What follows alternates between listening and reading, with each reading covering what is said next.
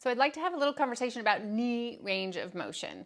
I've talked about it in a couple videos, but I want to give some solutions if you're really trying to get a little more bend in your knee and then mobility out of it, meaning your functional range of motion.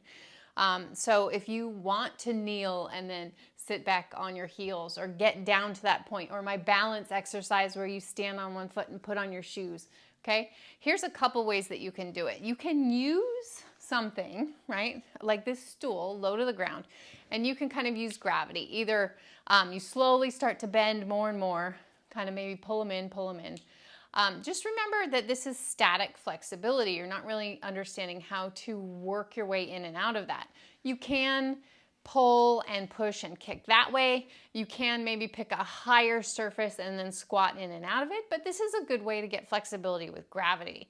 Okay, another way to get knee range of motion is from kneeling, and then this is a great active way of doing it. So pick something that's challenging, but that you can maybe still relax down onto if you need.